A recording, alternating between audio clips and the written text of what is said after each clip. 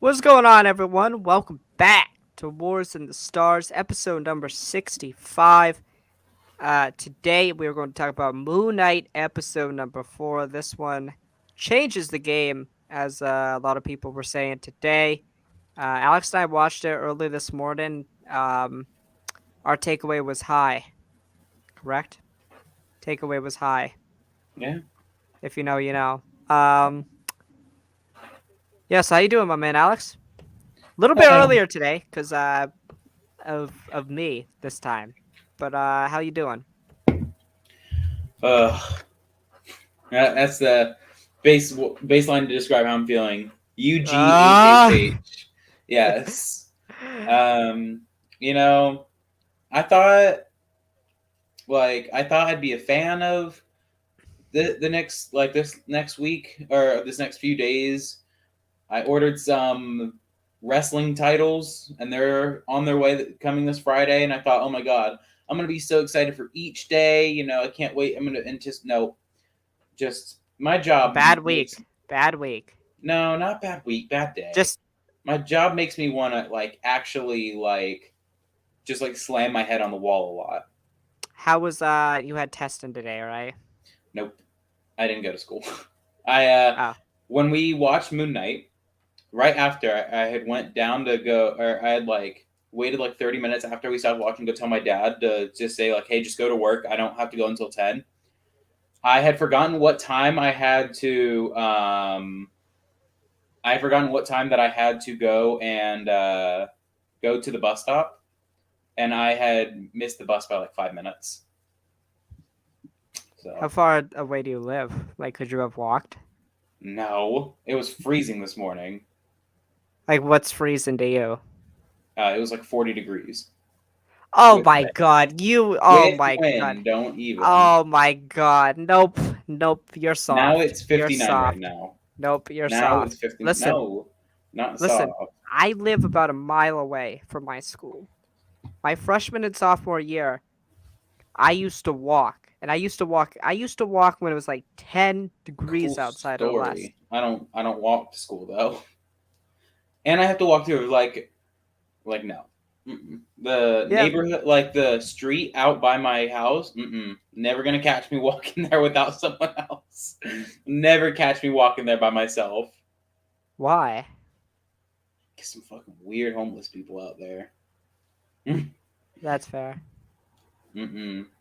That's fair. I'll walk out there with a weapon, but not walking How there did with, you know you missed the bus? because I had remembered I thought oh yeah, I know what time I need to leave, so I'll just leave then. The time that I had left was the time that the bus got there. I don't live far from my bus stop, but I had remembered. I was checking my phone. I was like, what time am I supposed? Oh my god, I was supposed to be here 20 minutes ago. Oh my god, the bus came 5 minutes ago. I was like, it's 10:30. Why is nobody here yet? School starts at 10:25, so my bus has never been. Oh, well, you win some, you lose some. So you just walk back home? Walk home with lots of shame. That's so funny. Um, It yeah, was I've had a pretty good day. I had practice this morning. Today's mostly been a recovery day for me. We played yesterday. Played a 3 hour long game. That's crazy. 18 runs combined. It was fun. Played an hour away. We got another hour-long bus ride Friday. We play our two longest. Thank God we play our two longest away games vacation week because that would have sucked during school and stuff. Um, don't mind me if I'm focused on a game right now, or two games actually. I'm trying to quadruple task here, so you may not no, get the best performance out of me. no. Don't So worry, because while I'm gonna be doing this, I'm gonna be typing, or I I'm feel gonna like be. Alex is always quadruple tasking. Well, right now, okay. While we're gonna be talking about peak night, I'm not only looking at stuff to buy on eBay. I'm working on something that we're working on for Wars in the Stars. I'm working for the TikTok news video for next week, and holy shit, I already have a lot to talk about. It literally feels like every week that I'm going to be doing it now, just I'm gonna be like tripling the amount of stories from the week before. Well, what always happens is I will plan the itinerary starting probably for our just regular podcasts, like Saturday, Sunday. Monday, I try to finalize as much as possible. And Tuesday, I get everything ready to go. So Wednesday, I don't have to worry about it until around showtime. Yeah. And today, I really only have one story to talk about, but I'm like, we're probably going to talk about more than that one story. I mean, we talked about Love and Thunder Monday, obviously, but like, Yeah. we'll probably touch on, I don't know. I mean, what else is there to talk about besides? I don't know. We'll get there, but basically today, guys, we're going to talk about Moonknight. Warner Brothers Discovery wants to reboot the DCEU. This was a story late last week. That conversation, I think, will divulge into why we think that process will be accelerated now because of Ezra Miller. And we'll also do question of the week. Do you have another topic or? New Star Wars game got announced. Yeah, we'll touch on that a little bit. We'll touch on that a little bit for sure. You're gonna have to educate me a little bit on that, but yeah, let's get into Moonknight. Alex, give me your overall thoughts, man. Trippy ass series. Yeah. Trip and ball series.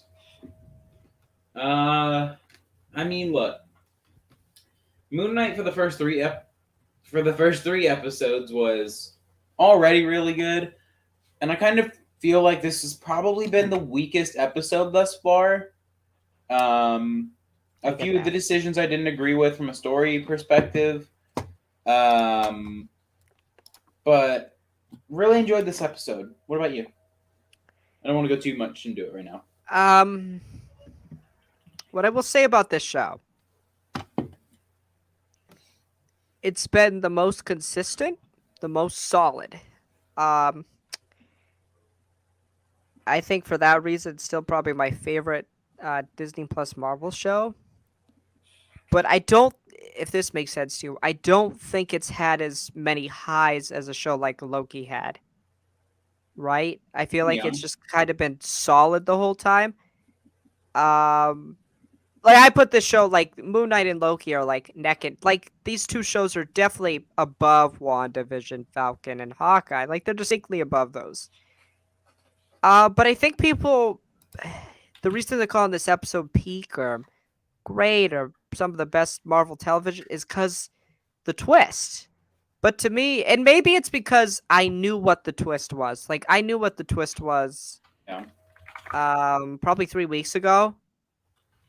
So, and again, it doesn't take my enjoyment of the way at all because I like to see how things are executed.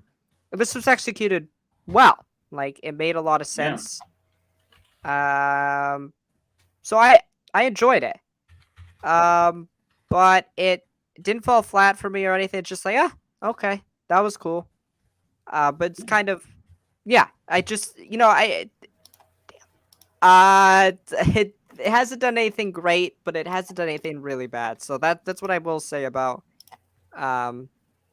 this episode so far. And I think first, do you want to get into the twist? I mean, it's the big thing that everyone's talking about. So what do you think about it? Because this is, I think, we disagree here. What do you think first? Because I'm conflicted with how I feel. I like it. Now, for one, I like it because the problem with these MCU Disney Plus shows so far, seemingly, is the fact that they're predictable. After probably episode 4. Like Falcon the Winter Soldier, we kind of knew where it was going. Yeah. Loki, we basically knew where it was going. There's some twists there, here and there, but like we knew where it was going mostly. Yeah. And I feel differently about Moon Knight. Now, from promotional footage, I kind of can piece together what's happening, and I'll touch on that. But this morning, I'm like, I have no idea where this is going, and I absolutely love it. You're on the edge of your seat the whole time with this show, just based off of the character persona of a character having dissociative identity disorder. So you never really know what's happening. But then to throw in the twist that, he died, but now he's in a mental asylum, and you question, And that anything actually really. happened. Yeah, and then to find out Mark and Steven are two different entities now. They look alike, but they're two totally different And things. the It's like third one, Jake, is like Jake. whoa, Yeah, whoa, and that's wild. I think to get out of the way, the one thing I wanted from the show was for them to not split up Mark, Steven, and presumably Jake, Jake. I didn't want them to be separate people.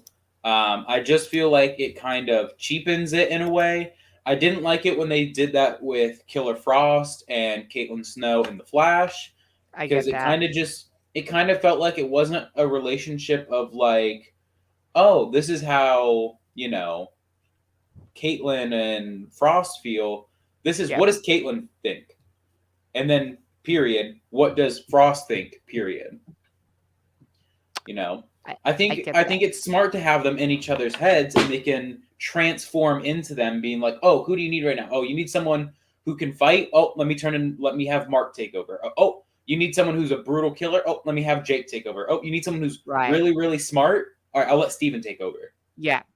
And with that, it presents it as a thing that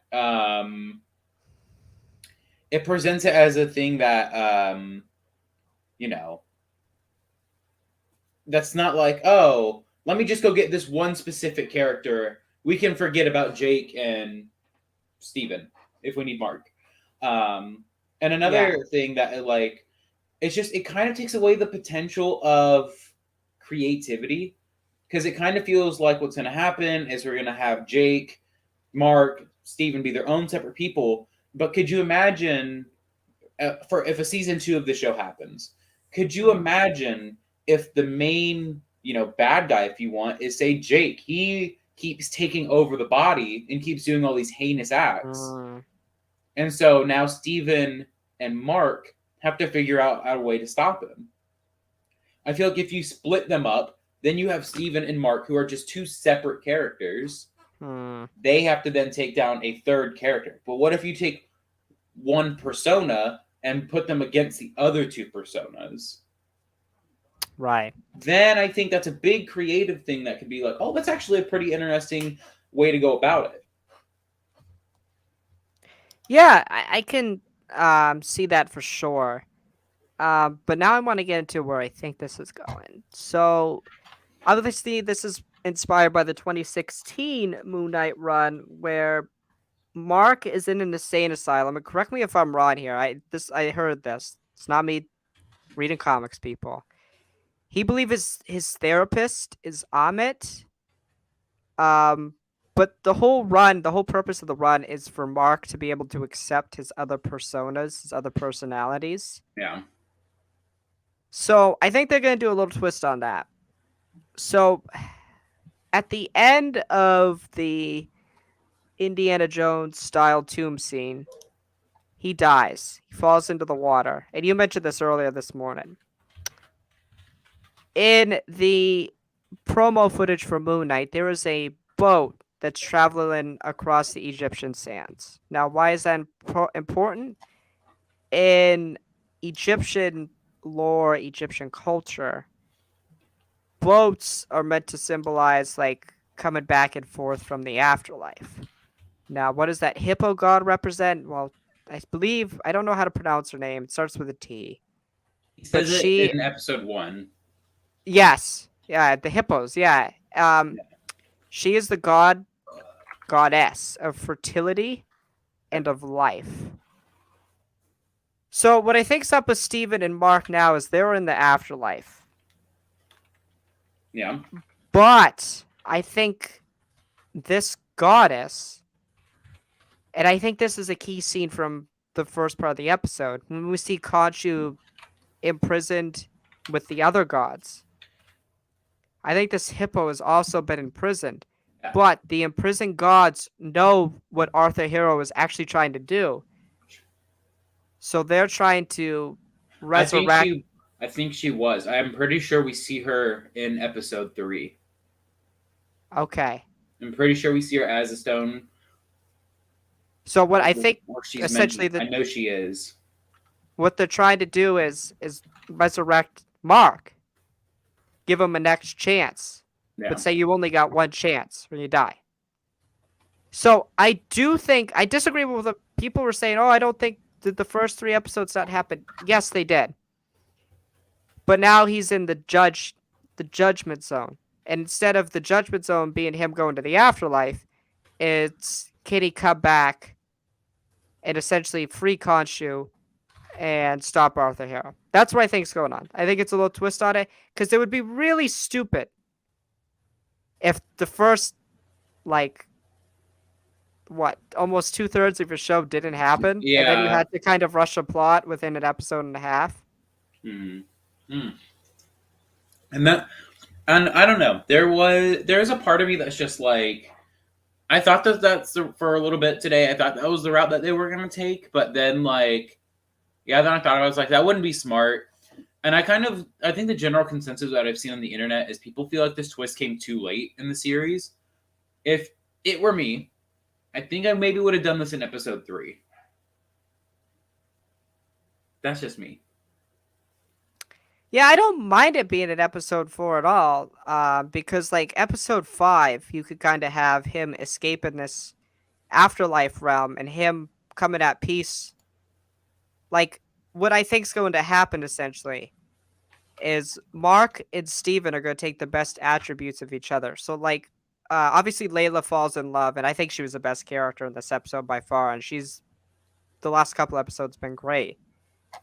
Yeah. What I think's going to essentially happen is that Mark's going to realize that he's got to develop Steven's personality, basically, to get back with Layla. And Steven also is going to realize that he has to stick up for himself more. But what I think and I don't know how they're going to incorporate Jake. I really think, Alex, they're not going to use him at all. It's just a tool for season 2. While you've been talking, I've developed a theory. Okay. My theory for a potential season 2. My theory is for how season 1 is going to end. It's just like how the 2016 is going to run, where he has to accept his alter ego of Stephen Grant. So, and I left Jake out on purpose because I think what's going to happen is I think maybe in this new realm that they're at, where because New Rockstars brought it up that like when some people come to some mortal, some death or near death experience, like when Black Panther comes to when he becomes king, he goes into the astral plane. When Killmonger gets the heart-shaped herb, he goes to his dad's, I think, hotel or apartment from the Black Panther movie, or from the beginning of the movie. Yep. Thanos goes to the Soul Realm, and Iron Man would have also. Yeah, Tony would have. I was gonna say Tony would have too. Yeah. I'm trying to think of all the other ones off the top of my head. I know what you're saying, though. Loki went to the Void and whatnot, and so you got like this. Maybe this is the Egyptian version of that, where he went to a separate plane. But what if the villain for season 2 is a Jake Lockley, where his whole thing towards Mark and Steven are, when we were in that asylum, you didn't help me escape, you kept me trapped. Yes. And so maybe he could be Amit's new avatar after Arthur, or him and Arthur survives the season, and him and Arthur team up against Jake and Steven, and presumably Khonshu. Yeah, that would be that'd be really. And again, the problem is, and I agree, and I know promos are meant to get other fans or just regulars involved, but damn, we already knew Khonshu's gonna come back because we see that scene of him standing over Mark, and like Mark's got blood on him, and we haven't seen it yet, and it's him putting the Moonknight suit on. We already saw the boat just flying through Egypt. Like, it's like, man. I feel like they're doing the same thing with Doctor Strange, and we might talk about that later. But where was I going with this? So, like, we already could kind of piece together that everything has happened. Like, when Mark talks to Steven and says, you remember the last thing that happened? Like, Harrow shot us? Which, by the way, was the even crazier twist to me. I'm like, Arthur Harrow... I said it when we talked, I like audibly gasped when he got shot twice. I wasn't surprised that he died. I'm just like, why does Arthur Harrow have a gun? Well, he Let's didn't be. because you see when the Oh, guy I got know. shot, he took it from him. I know. I'm like, but like, really? Yeah, Um, yeah, I was shocked by that. That was yeah. And then probably a bigger twist to me. when Mark goes to that weird place that they're at, he sees like Donna there, Layla. the Layla, the goldfish, the cupcakes, B22, which is a new number for bingo apparently.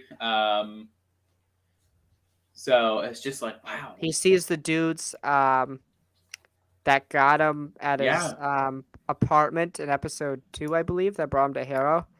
yeah, Uh, which that was awesome, bro. This episode terrified me, bro. Watching this in a dark room early in the morning, yes, 5 a.m. bro. When I swear I was gonna say it to you, because at one point when Steven was discussing that Ahmed's tomb would be in the voice of the Pharaoh or whatever. Oh my god, when he starts sticking his arm down. No, it wasn't that. It's like I Oh, thought Arthur was just like following them. Was he? kind of.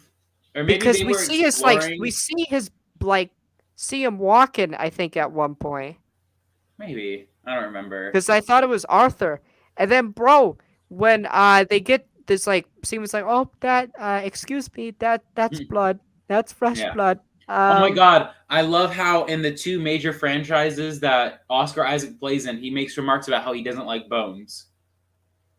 True. Because remember in The Rise of Skywalker, he's like, Yes. bones. Yeah. I don't Yeah. like bones. Um they kill. So obviously this is a sacrificial. I don't know what it is, if I'm being honest. What? The when they go into that place and they have that and the one un unalive thing puts him on the table and like stabs him, and Correct. I don't think that's sacrificial. I think that was one of Arthur's men who got caught and then got gutted. Oh yeah. It's gotta be, right? Yeah, I mean, I maybe. 'Cause I I was, think it is. I'm pretty sure it is. I'm pretty sure. Because they talk about how like this pharaoh was, and it's obviously the pharaoh was Alexander the Great. Very good lore there. Yes, I am a pharaoh. Yeah. I'm like, whoa, Alexander the Great. No way, no way. Pretty nuts, pretty nuts. Not a good No. dude, by the way. Not a good dude. Those conquerors, not great people. Shout out Julius Caesar though. Yeah. So yeah, yeah, but it was like a mummy, and it was Yeah. creepy. It's Oh terrifying. my god, the whole thing when Layla's climbing around Oh and my you can god, see it walking in the background. Dude, I knew the jump scare was coming and I still got scared. bro. Yeah, I didn't get scared. I was just like, what is happening? I was like, ooh, like he stabbed him, pulled like his heart out, Yeah. put it in the jar. It's like, ugh. Like, how did Harrow not get caught? Maybe he used Amit's staff. I probably. But then they get to the tomb, obviously. And how did Harrow not know about? I don't know. Stevens is just a smart guy. Um, and then obviously Mark comes back. I don't know what else. What else should we touch on here? There's a lot of touch. There's something. There was something I wanted to. Oh, the thing with Layla's dad. Huge Yes. subplot of the Yes. episode.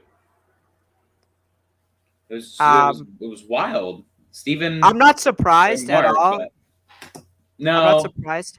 yeah, I'm not either. When she started talking about how he was like an archaeologist, and I was like, oh, wasn't Mark, or wasn't there a thing about how Mark executed a bunch of archaeologists?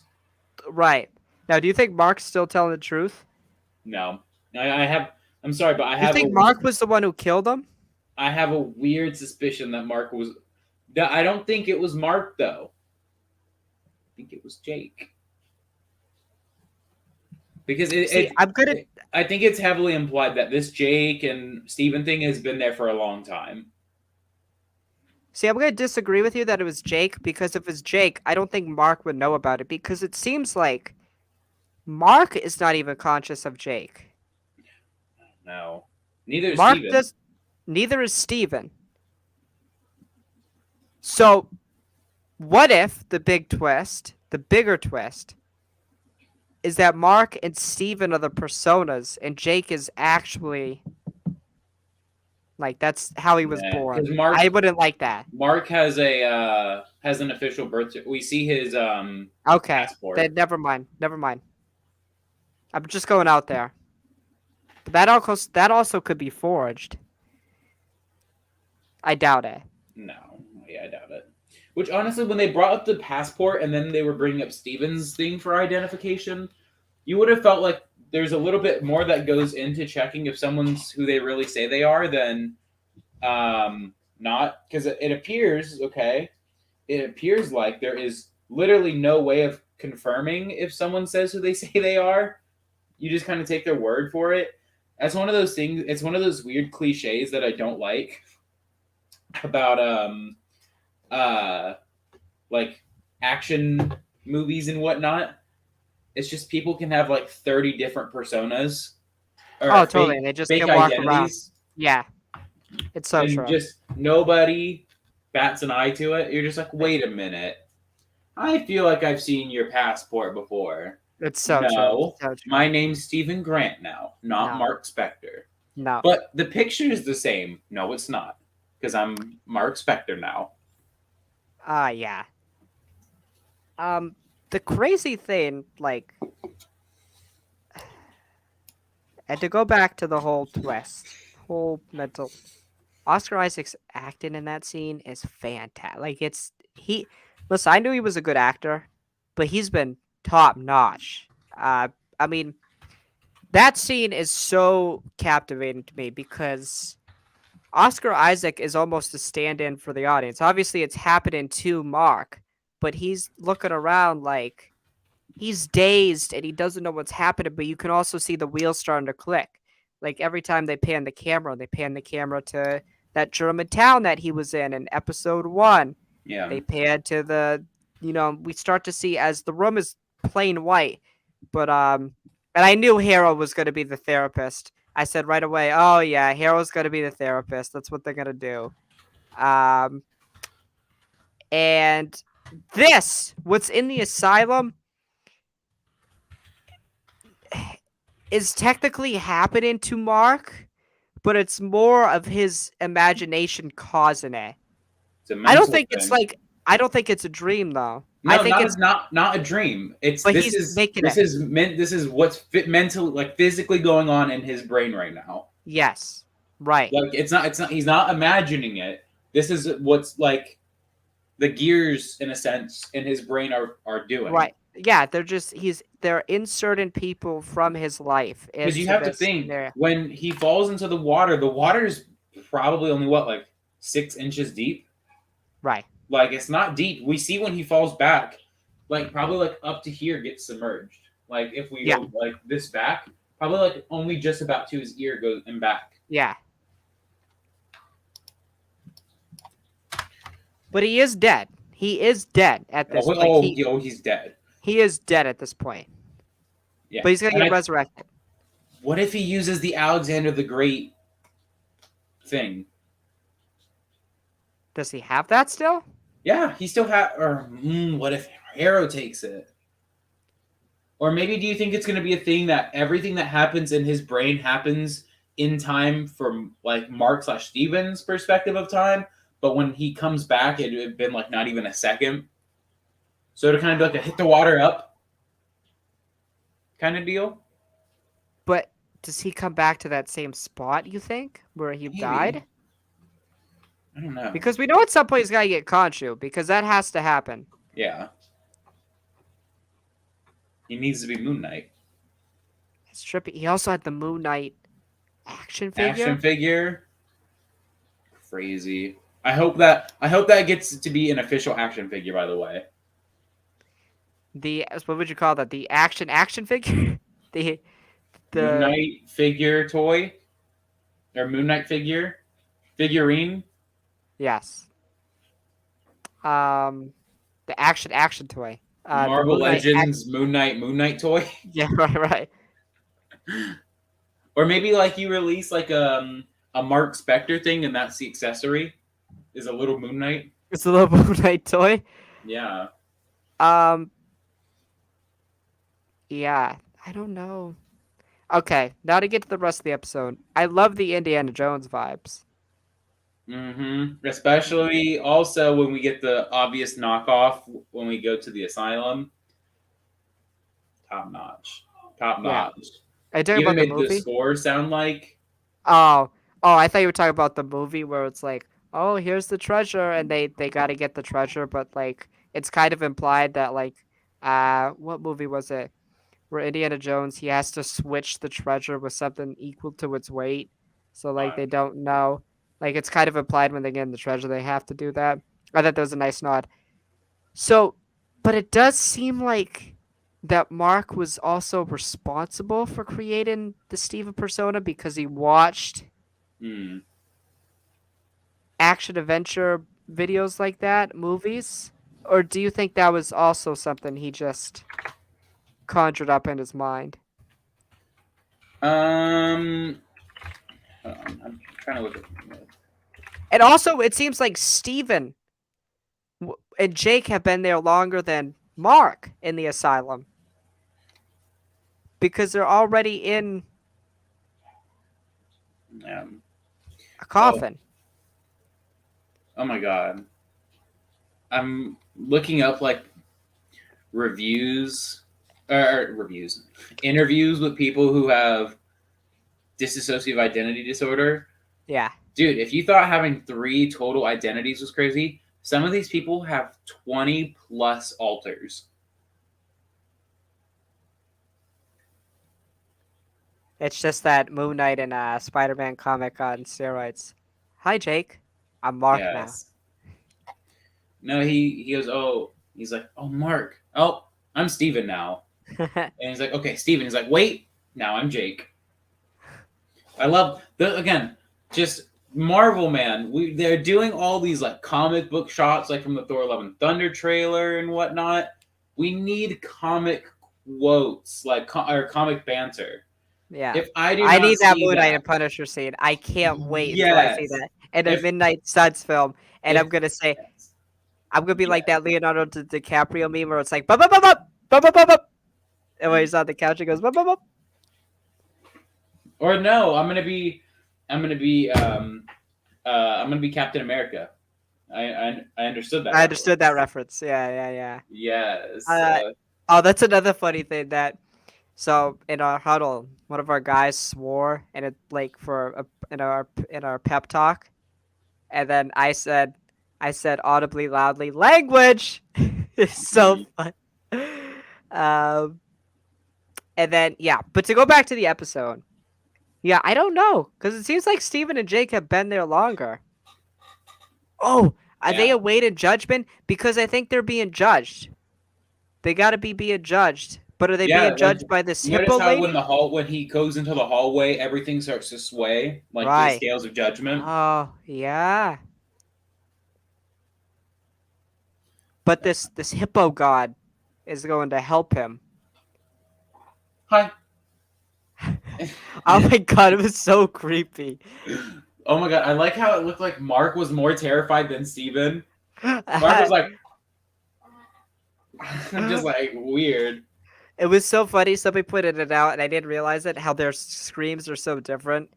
Like Yes. Steven is like, ah, yeah, yeah, and Mark's is just like, ah. Yes. Oh my Oh god. man, I loved them. I I think Oscar Isaac. I honestly now agree that I think Oscar Isaac has the Robert Downey Jr. effect right now. oh totally 100%. Like that, just that scene where he's starting to realize everything. He's like, what, what is happening. A detail I loved about when he goes to the asylum, everybody changes except Arthur Harrow. Yeah. Everybody changes. But when he talks to Harrow, he's still talking all smart and quippy, still all weird, still has his weird cane. Yes. Good details. Good It details. is. It is. It is really high quality details. Now let's talk about Layla. We touched on her story with her father, but I think she's been the highlight character episodes 3 and 4. I want to ask, and we've kind of speculated on what her future in the MCU could be as Mrs. Knight, possibly. And I thought she was actually gonna die to that mummy thing. I thought Arthur was going to turn and shoot her. Really? I thought that's how the episode would end. And Now, then when Moonknight or when Khonshu inevitably comes out and the rest of the banished gods come out, one of them or Khonshu takes over Layla and makes her their avatar. Okay. And then Now I also even make Layla part of the Midnight Suns. I really want her character to stick around because she's a badass. She's very intriguing. Best, great. I'm sorry. I love Jimmy Woo, but best side character of any story. Of Oh, any absolutely, Disney Plus series. 100%, 100%. I even like Sylvie a lot, but like, yeah, Layla's been fantastic, and then the whole thing with her father is really intriguing. How does she repair that wound with Mark? It's also super funny how Mark punched Steven in the face. That was so funny. He's just like, but so I cool. also that whole thing of like after when Mark talks to Steven about kissing her, he's like, "Oh, so you kissed her?" No, and he told her about Khonshu. That's unfortunate. Yeah. He's like, "I should try to drown us." Yes, yeah. Yeah, but she's a really important character. So, what do you think has happened to her now? Now, if we go with your theory that all of this is happening within a second of Harrow getting into the body, then that just eliminates kind of some of our theories. But I think Harrow has captured her at this point. No, I think it'll be a thing they're like left for dead. And maybe he doesn't see Layla. Oh, he's got to know she's there. Oh yeah, I assume, but he maybe like they never got to, or she never got to Mark or Steven. Okay. But I do think now that he does. I still don't know if he releases Amit. Dude, I feel like we're so past that point now. Like, I feel like we're gonna go through all this stuff in episode 5, and then episode 6 we're gonna return and be like, we're gonna have a whole conversation. Oh, hey guys, what was the plot of the story again? Oh, right, Arthur's trying to release Amit. We gotta go find him. Right. But like, the thing is right there. Like the thing I don't even know what he pulls. Oh, what he even pulls out of Alexander the Great's throat. It's the stone statue of the god. Of that one god. I don't remember his name, but... Of Amit? No. Maybe it is Amit. No. Oh! The one that, like, all of, like, the other gods are stoned into? I'm gonna go check. Okay. Yeah. Egyptian lore, very confusing, man. Good lore, though.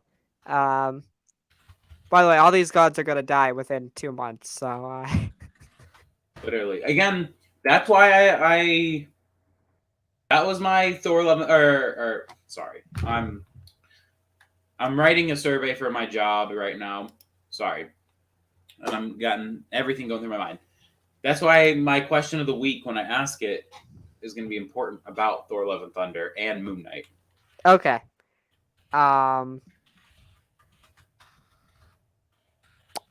So, yeah, man. Overall, I gave this episode in my review on TikTok an 8 out of 10. It's my third highest rated episode I think episodes 1 and 2 we gave it 8.25. Last week I gave a 7.5. What are you gonna give this week, Alex? Episode 4? I'm gonna give this week. I'll give it a 7.5. Do you think it was like a better 7.5 than last week or worse? Yeah. I'd say maybe. I'd say maybe on the same level, or maybe just like a small tad bit worse. Yeah, I think that's fair. I think that's totally fair. Yeah, man, I've enjoyed it. It's been solid. I don't think now again, I'm so happy that people get to see these episodes early. I think it's a cool thing. Wait, hold on. But at the same time, there's part of me um that's just like, because they have the ability afterwards to hype things up or not hype things up. And I think the hype sometimes kills things, right? With this episode, I heard, oh, you're not gonna be one on Twitter, not gonna want it spoiled for you, and I'm like, well, I did enjoy the twist, while it was trippy. I feel like sometimes you could overhype things, and that just causes a ripple effect. Now, again, like I said, I think there still should be early reactions, but I think they need to be more tamed. Like, they got to see the first 2/3 of the show. I think they got shown too Well, much. I think it wasn't everyone. Every general person got only the first two.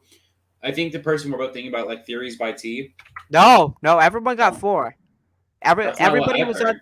No, everyone on that. Everybody who's on the list, who gets that access, everyone got 4. And now there were some people who only got 2, but most people got 4. I've heard the opposite. I've heard most people only got 2, and only select got 4. Like in No, the case of like Theories by T, for example, he got to see 4 because he works with MCV, and so they require him to know what he's talking about while he's interviewing. I'm pretty sure people. Soup saw 4. I don't remember. I'm pretty sure because No, he saw 4. Straw Hat Goofy saw 2. He came out and said that he only saw 2. So, But I know. feel like 2. It should have just been 2. Oh. I feel like 4 was too many. It's 2/3 of the show. That's not how you say it. Hold on. The thing that they get from Alexander the Great's tomb is called an Ushabti. Hold on. And what is that? Ushabti. It is. Hold on. An Ushabti was a funerary figurine piece used in an ancient Egyptian funerary practice. And that Egyptian goddess, I need to know how to pronounce this before I say it. I know. I'm trying to.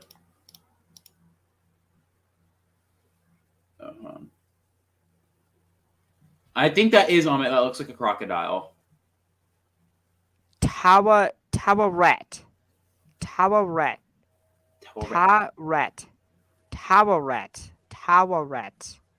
The goddess of fertility and life.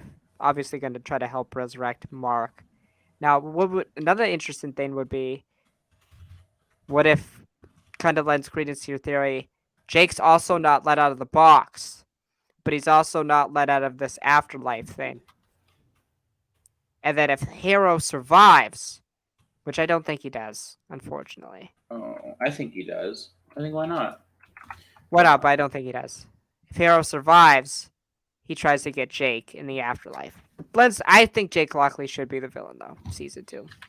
Yes, I think the show could honestly go on for so long. And today I also thought about it. I would be fine if Moonknight died. No.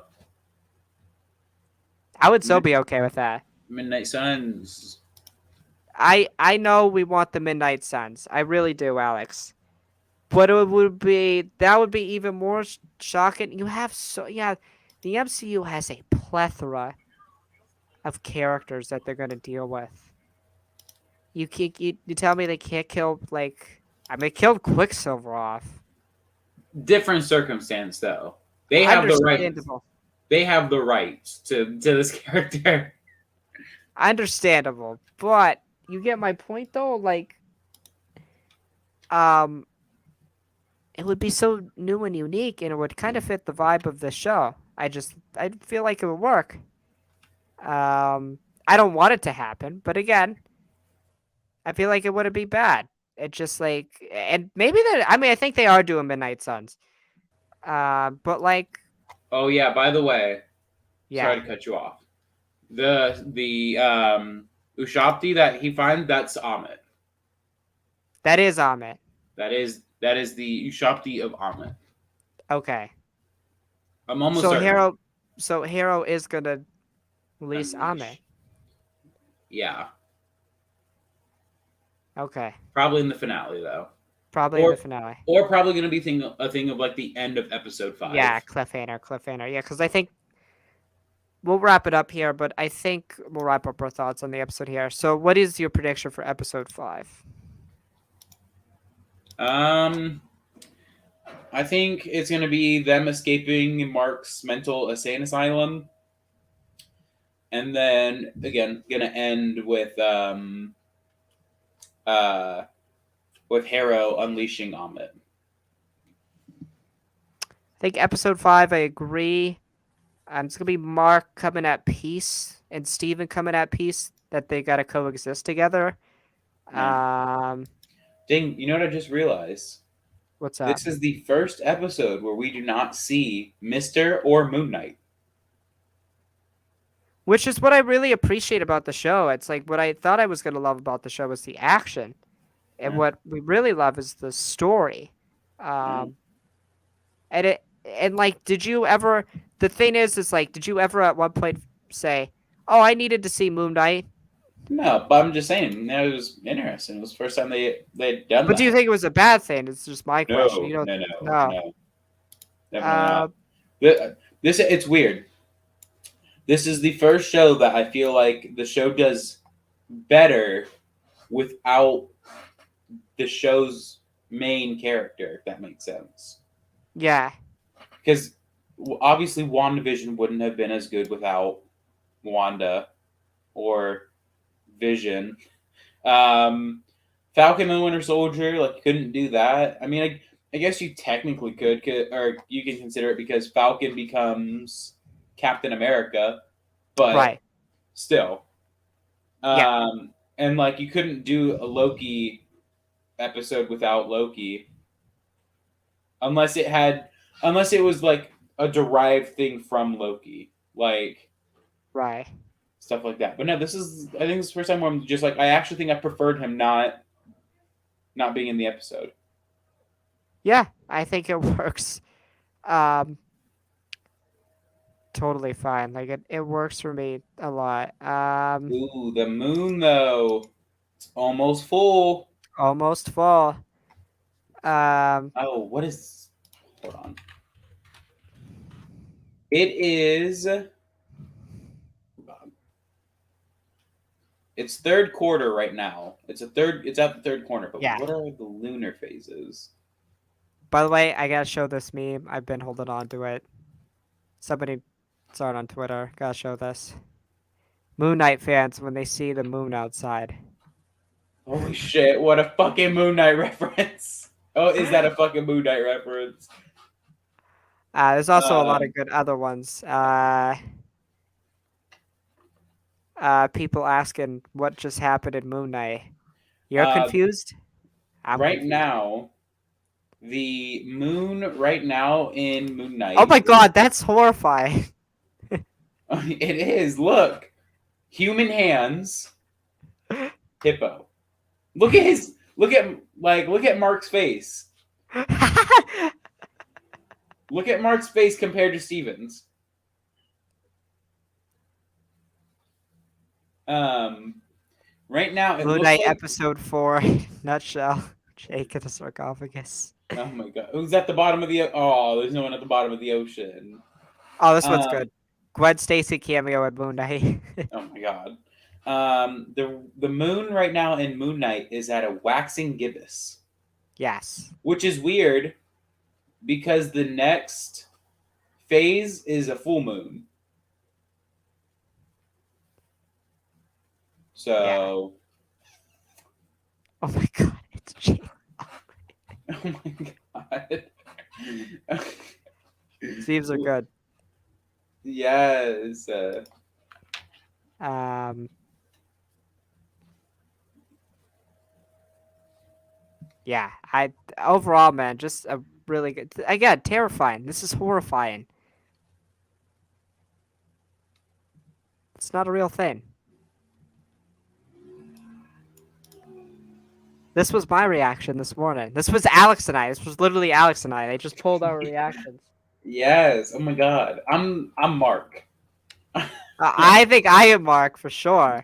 No. I think I am Mark. And my friend texted me this morning. He just sent a hippo, and hippo saying hi, and I'm like, Hi. oh, hi. I just That was also I was literally just expecting the voice to be like, hi. It's just a hi.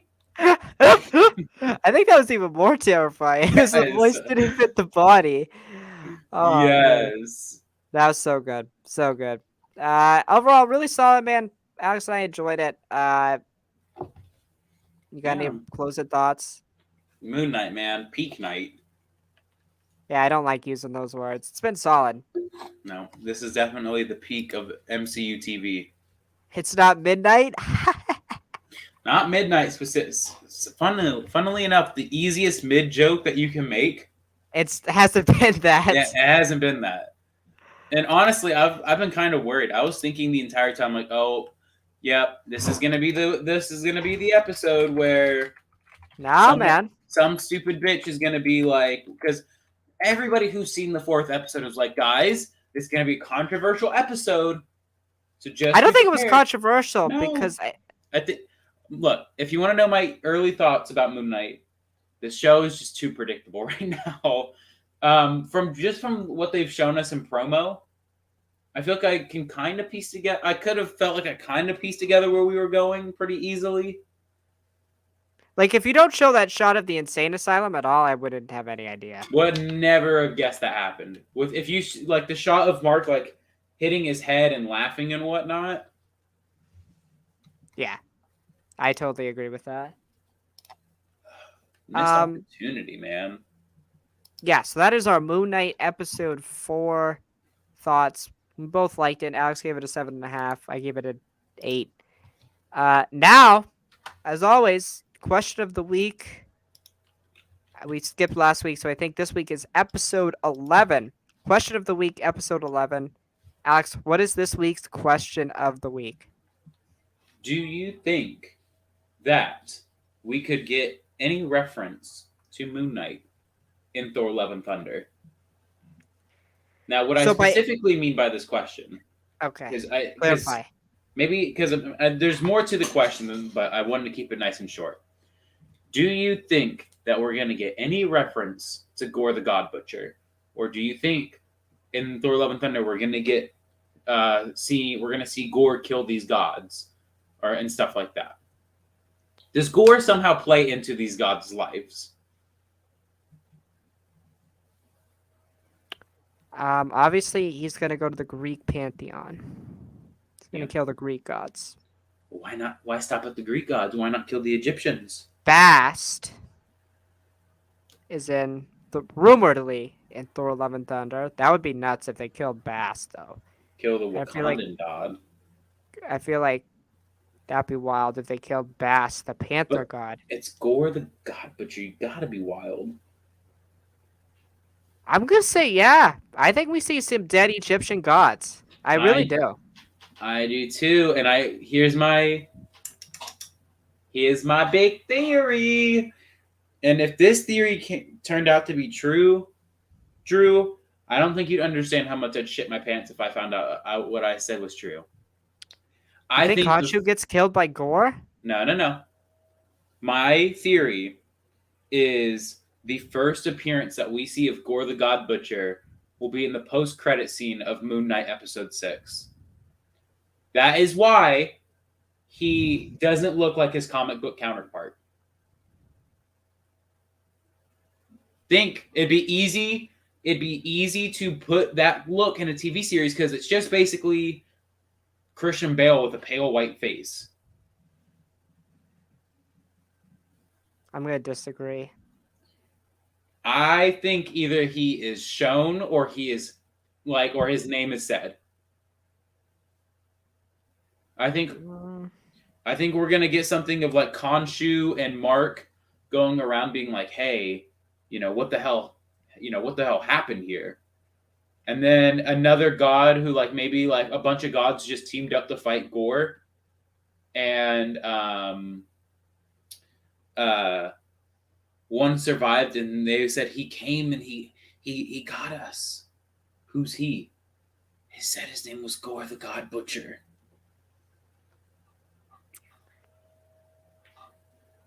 I don't think so. I think it would work, but I don't think so. Because now, while WandaVision was a direct prequel to Doctor Strange 2, and presumably that scene where Wanda is in the cabin is going to be in Strange 2, one of her first scenes. I don't think Moon Knight obviously is that direct. The only thing is it has gods. Well, there are quite a few other projects that have gods in it. But obviously the Egyptian gods are new and unique, so I could see where you're going with that. I just disagree. I don't think it's gonna happen. Mostly because I feel like it's just. I don't mean I hate shooting down your theories. I like it, but I just don't think Don't feel it's bad. gonna happen. Um, because yeah, it just doesn't I don't feel like it's. You know what I'm saying with WandaVision, Doctor Strange 2, it was more of a direct thing. It's not. It would be weird to me. I mean, it would just feel a little bit like, okay, that's weird. Because again, Cool. my thing is this: is Phase 4 has excelled in its comic accuracy. Yeah. Excelled.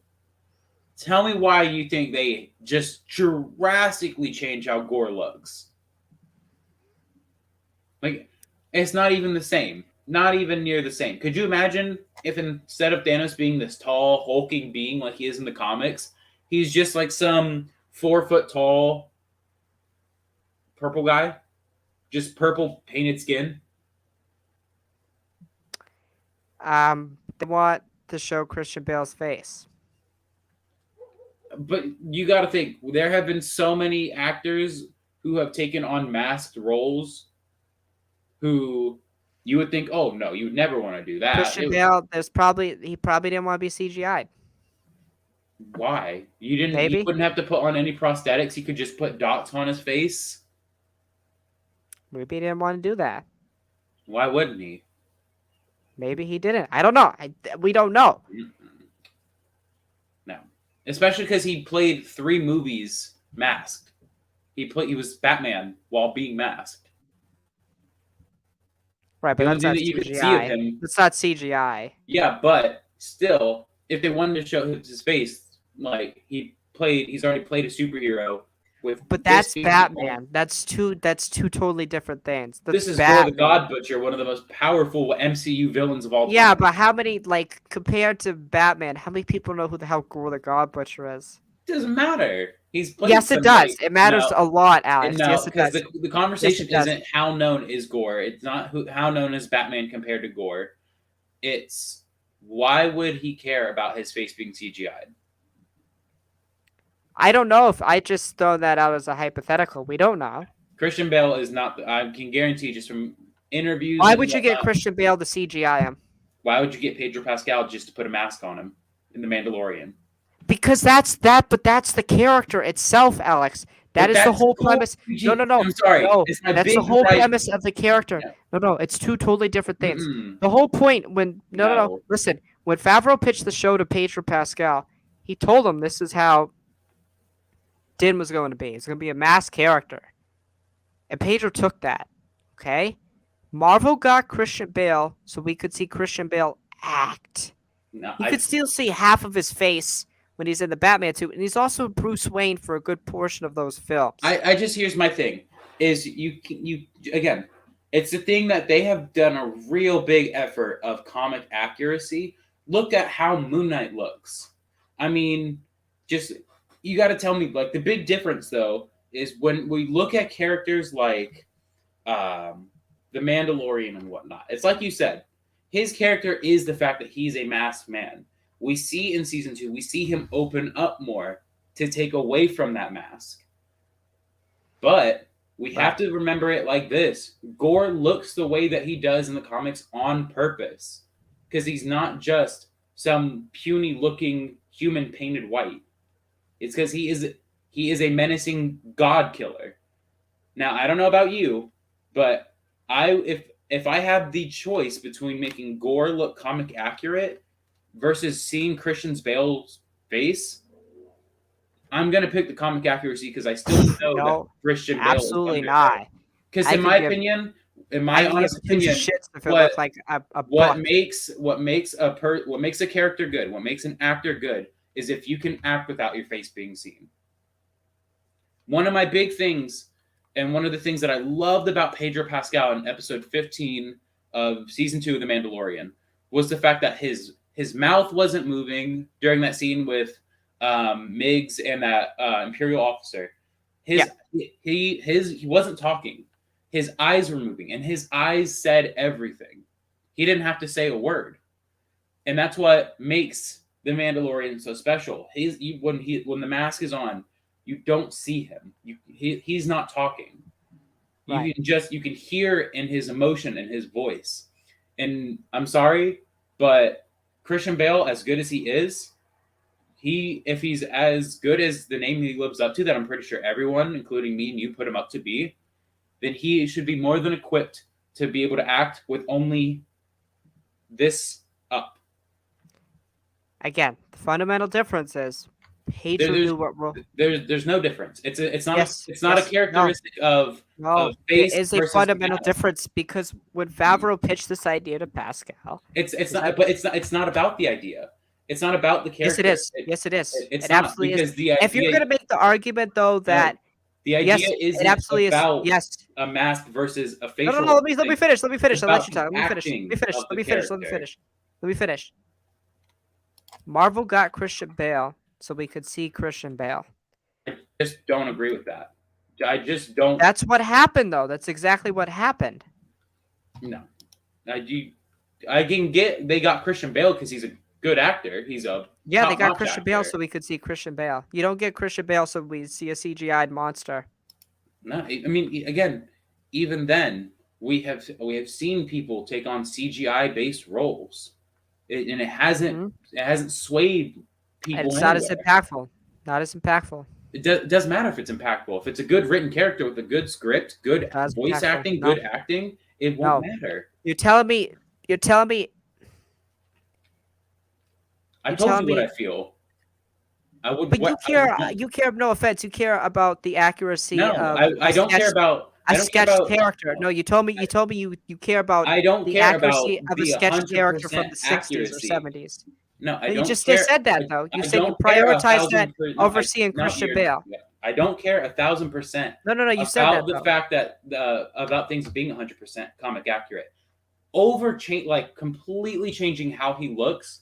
Even taking I wouldn't care if they he's still the same color basically. His clothes and whatnot, but to me, he's still the same color basically. And it's not about. He doesn't have tentacles off of his head. That's it. I didn't need that, and you could have easily done that with showing his face, but why aren't you complaining about Zeus's look? Zeus is different looking. Don't care about Zeus. He's okay. Why? But it's Russell Crowe. Why? And a scale of Gore. But now you're changing the argument. And it's not about that. We've seen Zeus look many different ways amongst many different showings and mythology. Okay, so why can't Gore look different in different mediums? Because I don't see Gore the God Butcher in mythology anywhere.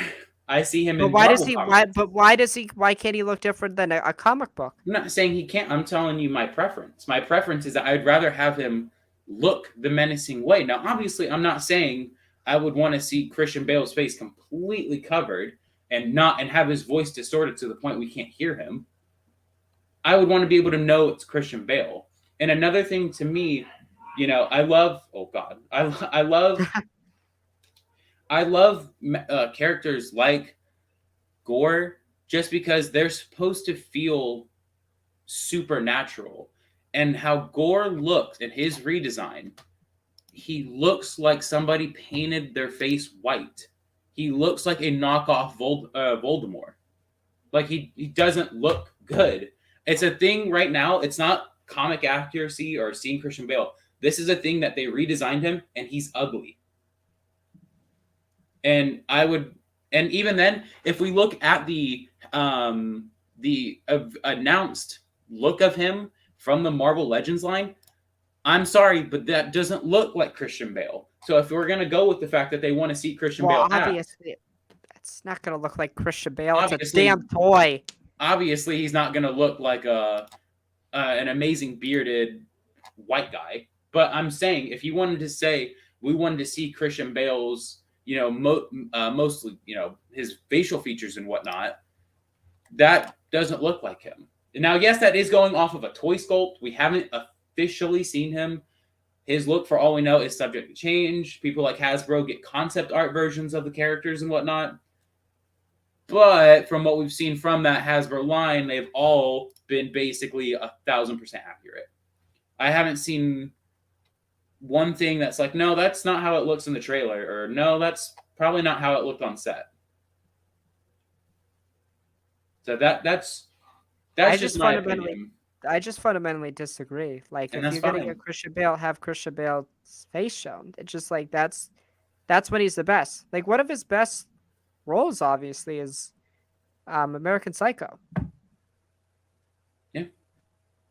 See his face. But I mean, it's just I mean, like I wouldn't prioritize, like, but you're missing the fundamental point that Marvel got him because it was Christian Bale. That's what happened. So if you're gonna go after an actor, to then just CGI him, wouldn't it's a mind little if they- slap in the face. And I definitely think Bale, they got Bale because they paid him a crap ton of money.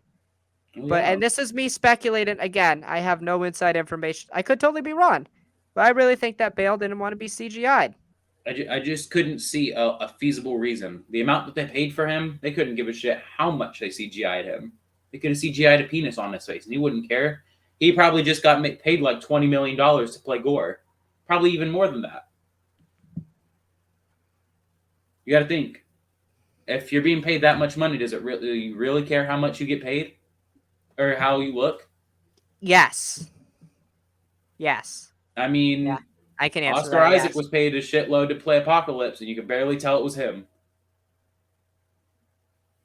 And guess what? Oscar Isaac isn't as good as an actor as Christian Oh. Bale.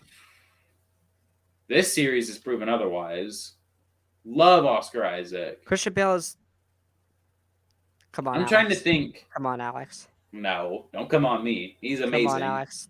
But don't say, obviously, I'm not saying, I'm not saying it's like Christian Bale, Oscar Isaac, they're touching them. I'm saying there's probably about like this much of a gap. And you got to assume there's tons of other people on top of Oscar Isaac when it comes to talking about Christian Bale.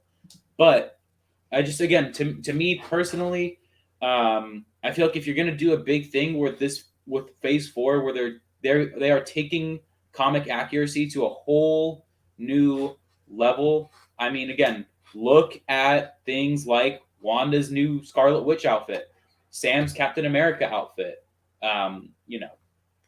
all these other things like the new Spider-Man suit from the end of No Way Home, all that stuff. You can't tell me that Marvel was just like, you know what?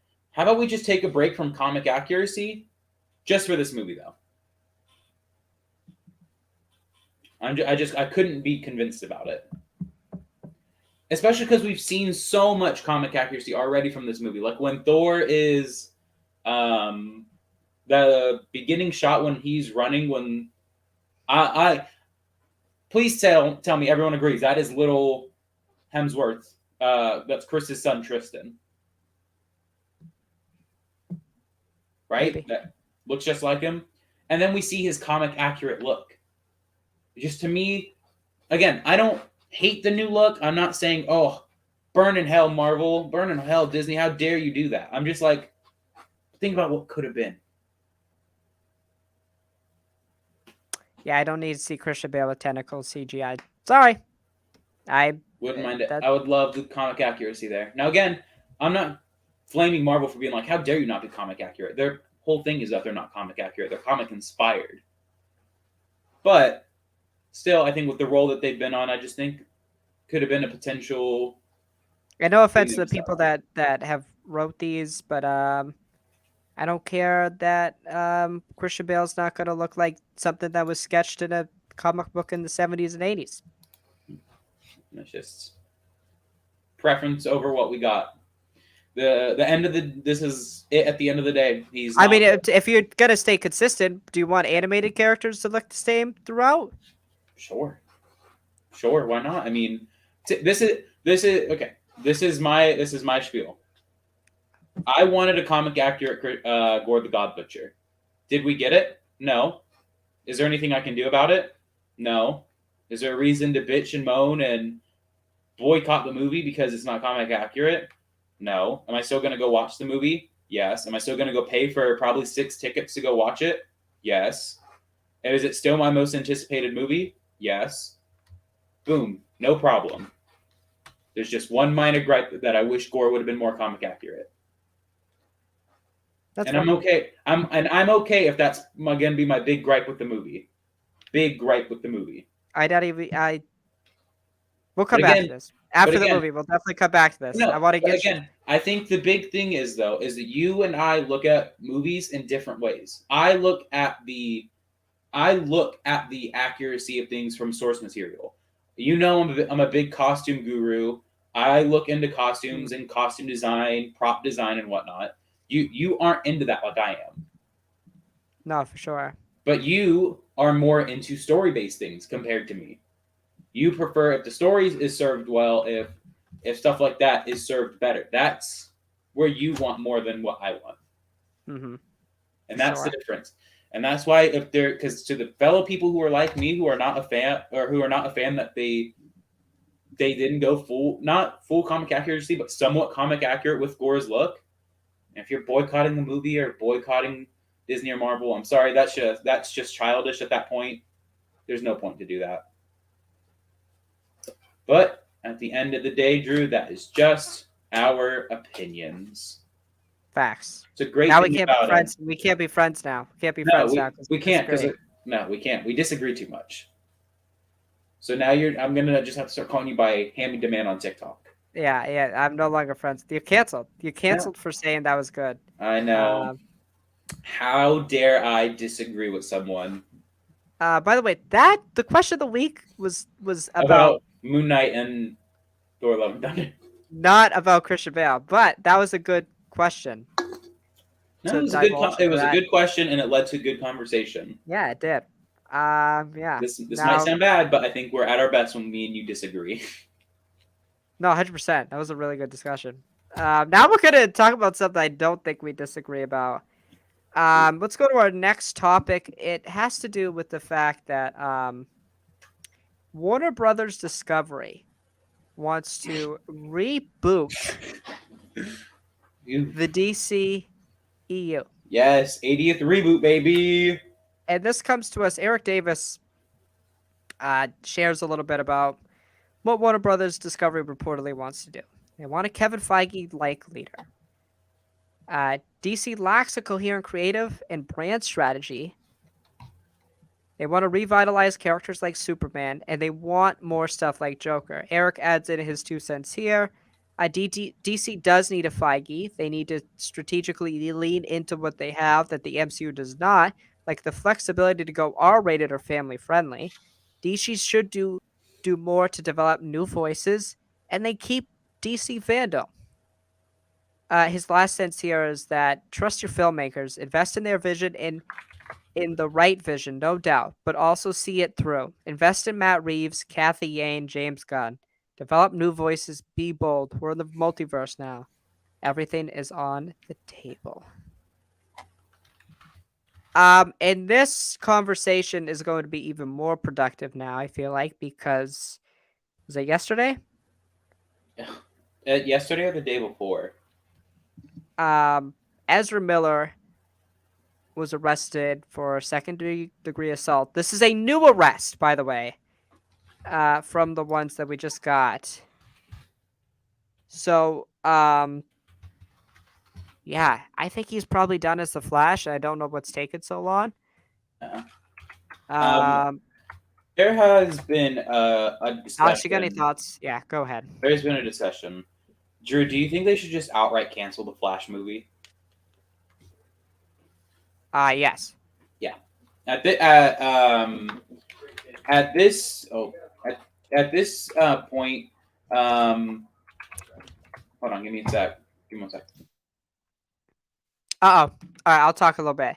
Uh, yeah. At this point, like Alex was saying, we even said it last week. Ezra Miller, um, should have been done at last week. Should have been done last week. So him not being done after this is Sorry, definitely cause for concern. well, okay, so the question is like about him about them canceling the Flash movie. Um, dude, at this point, what do you do? What? Because my thing is, if they release this movie's almost I don't mean certainly to going to cut get you pulled. off, but last week you were at the point where you made a good point where you said, I won't watch this movie.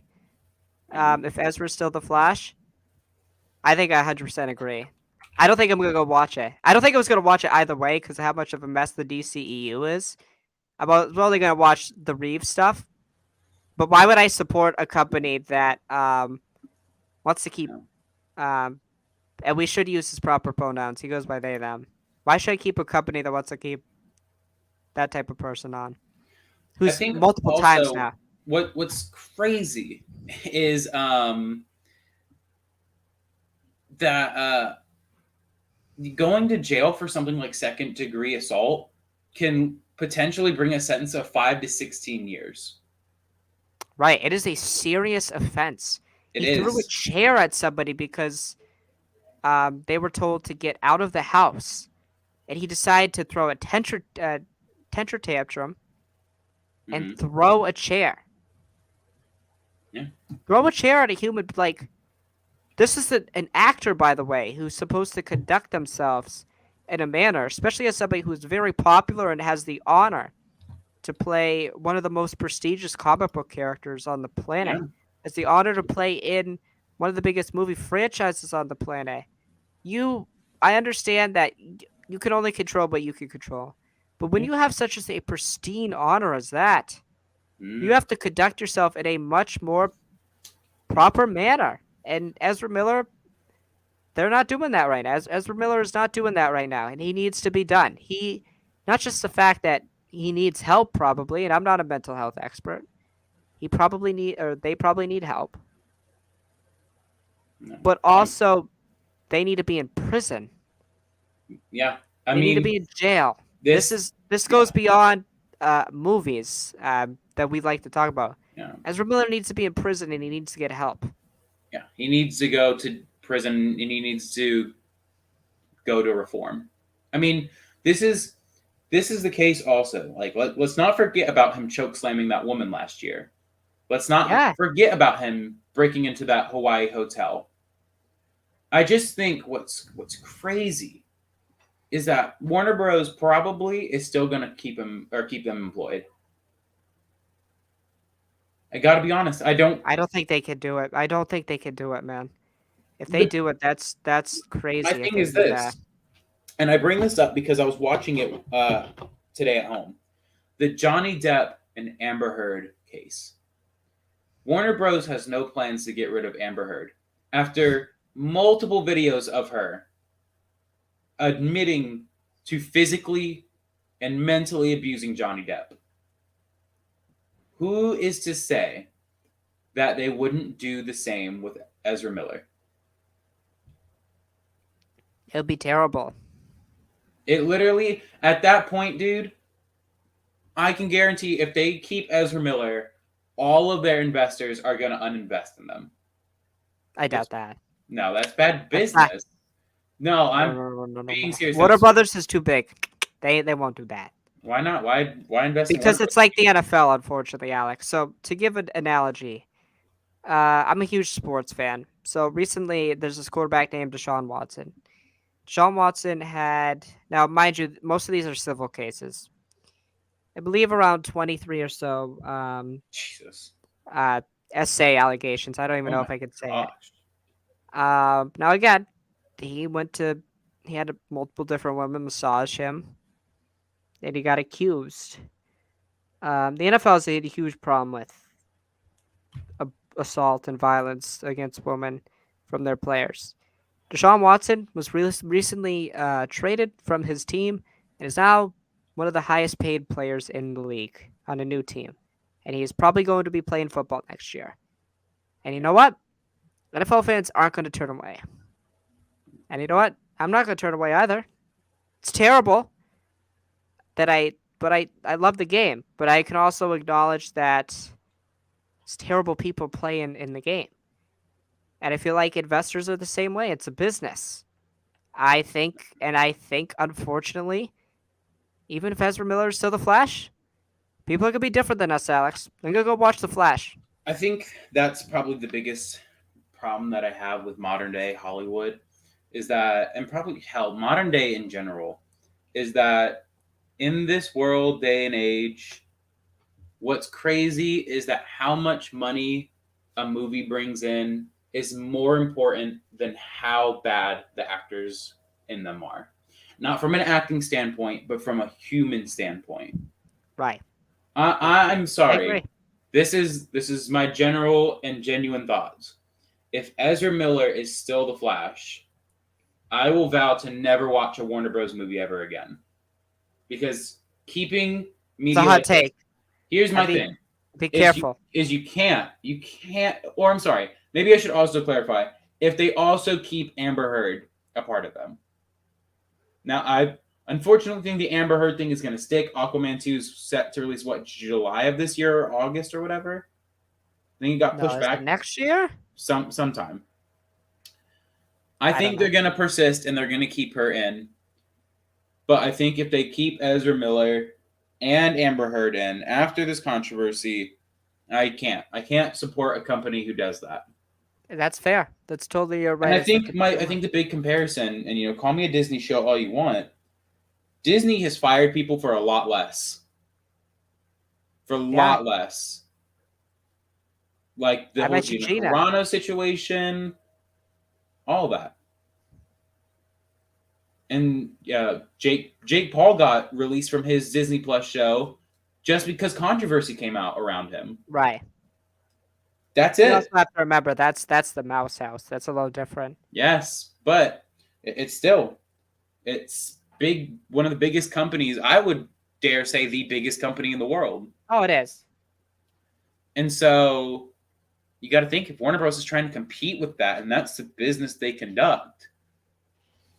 You know, you got to think like at that point, like, um, what do you do?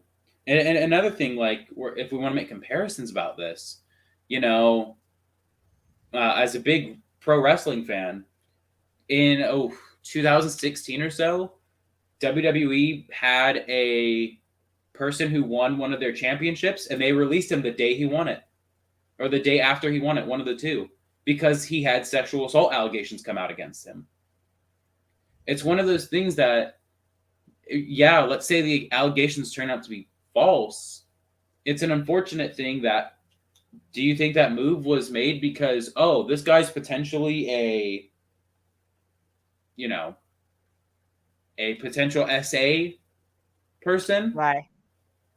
or is it because it was a bad business look if they kept him employed and as champion?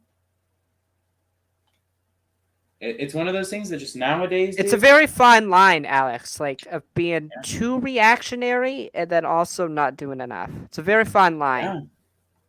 Yes, And it's difficult, but I think Ezra Miller, we agree, has crossed that line, and it's the reason why I think now is you just got to reboot. I think you cancel everything. I Like think you literally yeah. cancel everything on the docket that's slated to take place post the Flash.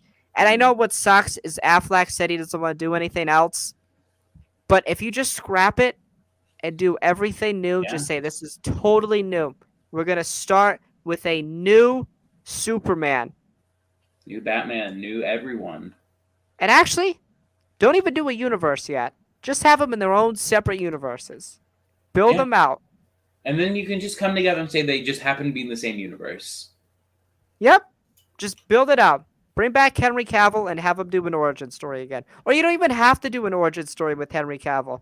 You can Just kind of imply do that the events of Man of Steel happened. even then, just do the Batman effect. You know the backstory already. This is Superman 3 years into being Superman. Yep. That's it. I'm sorry. I don't need to see Superman. I don't need to see Batman's. I don't need to see Spider-Man's. I don't need to see Iron Man's. I don't need to see their origin stories anymore. I saw it once, and that's all I needed. That's the only context I needed. In the case of what's almost certainly going to happen, the new DCEU Batman, when he comes, I don't need to know about Martha and Thomas Wayne. I don't. It also sucks because I probably won't get Michael Keaton back. But I feel like Warner Brothers is in a place where these projects are probably going to release still. This is not. Yeah. It's not going to happen. I think honestly, dude, like, I just feel bad because how bad does it suck to know that Grant Gustin was robbed from this opportunity? You know, Robbed. I have always appreciated Grant as the Flash. I thought he's been great, and I didn't mind Ezra Miller when he was when they were originally casted. But it's like in retrospect, like Grant conducts himself in a much better manner. I'm not saying he's a better actor. And I'll also say this just to show comparison. One of his fellow people on The Flash, Candace, I don't remember her last name, who plays Iris West, obviously one of the most hated female characters in the comic book history with her on The Flash. He came out and defended her publicly on Instagram and said that he will not stand with people who do that. It's just like, could you I feel so bad. That man was shafted so hard. Yeah. So hard. Like it wasn't even a thing of like it wasn't even close.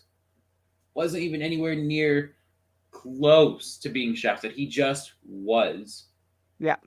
He lost a potential millions of dollars.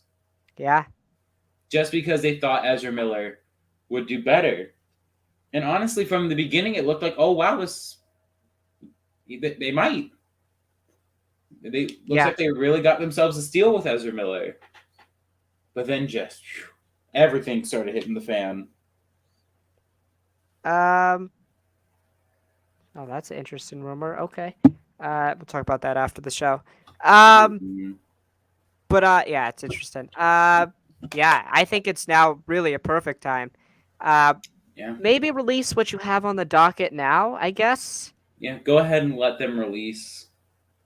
Let them happen, or just pay everybody like the movie happened and just take the loss. I know that sucks financially. It just sucks because movies like Shazam are a part of the DCEU. Shazam's such a good movie. Right. Yeah, it's a mess. I don't know how you do it. I really think The Flash is still going to come out, though. Man of Steel and all that. Think of the potential that these movies have. I just think the big problem, and we talked about this on Monday, I'm pretty sure, is while yes, Marvel is not, they don't have their be-all, end-all. This is the final story of the MCU. They're building toward that eventually one day. But every phase that they have is planned out. They have a rough idea, yeah. They don't have scripts and all made. They add projects in over time, projects out. But they have, yes, we want this Doctor Strange movie during Phase 4. We want WandaVision during Phase 4. We want Loki during Phase 4. Bam! That's 3 big parts of our big multiverse crisis. By the way, you're really cutting out. Oh, am I? Oh, I'm so sorry. I'm probably left really far away from my mic. Can you hear me now? Yeah, but you were just like, I think it was just like you were glitchy. Yeah, far away. Sorry. Yeah. Okay. Yeah. But they have their rough outlines. Things need to be where they are for certain reasons. Now tell me. I think it's your internet because you're like blurry as can be. You're a potato. Am Oh I? no, Oh no. we're losing you, Alex. No. Hold on. Give me a sec. I'm gonna rejoin in. Okay. All right, we're gonna let Alex rejoin here. But as I get, oh no, we gotta remove him real quick. Sorry, guys. You're gonna have to listen to me. But yeah, I think it's a perfect opportunity now to. Okay, am I better? Nah. What the fuck? I'm literally connected to my Ethernet cable right now. Oh no. Um, what? The people can't listen to me talk? Okay. Talk. But yeah. I just think now it's just the perfect opportunity. Hell, have Grant Gustin be your new Flash. I don't care. Whatever you want it to be. Just not Ezra Miller. Those are really my final thoughts. I think now with the Ezra Miller thing, you could kind of accelerate that plan to reboot everything. Let the movies that you have release now, but reboot it. Can you hear me now? No, it's bad, Alex. Oh my god, you're so loud right now. You're like everywhere. It sounds like you're above, below, and to the side of me right now. You just sound like static. You know what? God damn it, man. Hold on. God. And you also look like a potato. Yeah, it's Give me a bad. sec. Yeah.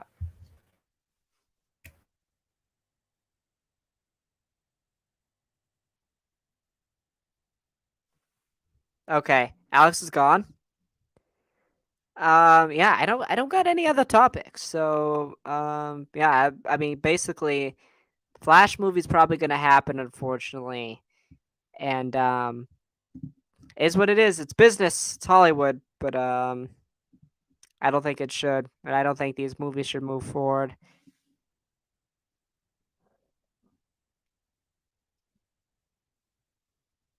How's that phone? Okay, I'm trying to watch a game. Okay, Oh my god, I can hear you. I have two streamers pulled up. one sec. Let me kick you from one. No, I'm out now. I'm out. Don't kick me now. Don't kick me. No, it's still bad. Oh, no. I want to see what I look like on YouTube. It's still really bad. Oh no! I can see myself right now. Oh my god. I don't know what's happening. I don't either. It's so bad. You were going at like 4 frames per second. No. Okay. Having issues. What's our having issues? Okay. Oh my Like god. your camera will stop at random points and you'll be I doing the know. weirdest faces. Oh, I think you're better now. I just heard my mic. What is happening? I think you're better now. I think you actually are. I'm not lying to you. Am I? Oh, I'm watching the stream. Nope. Somebody's now here. 10 out of 10 show. I know. That's me. I know. That is you. Okay, you're good now. Speak Okay, again. am I good? Let's go! Yeah. Alex, give your final thoughts on this topic. Fuck the Flash. Those are my final closing thoughts. Do you got anything else to talk about? Oh god. I don't remember what they're called. Hold on.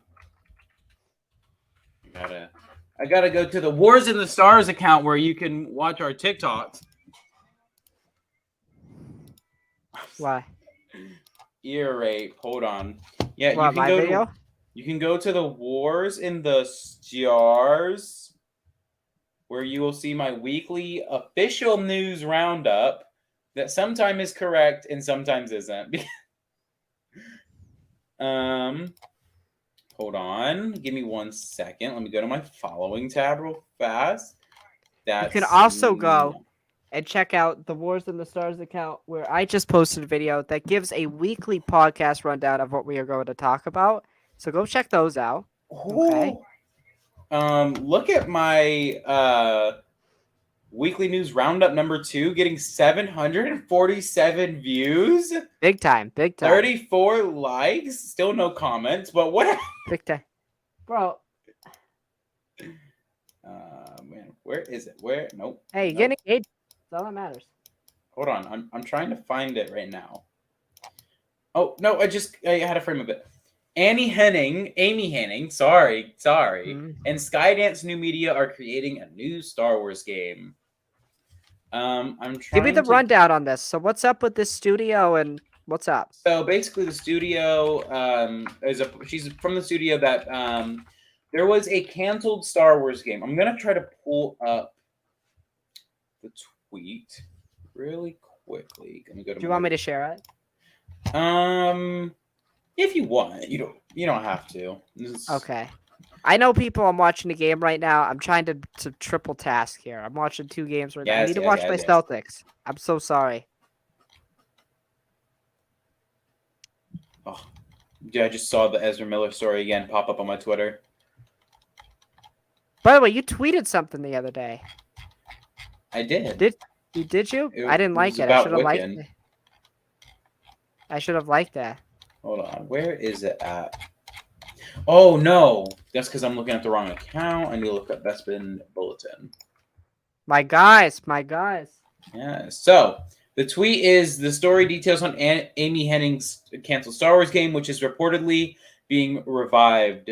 So, basically, the quickie on it is there was a Star Wars game. Oh, let me check when this was. When was Star Wars?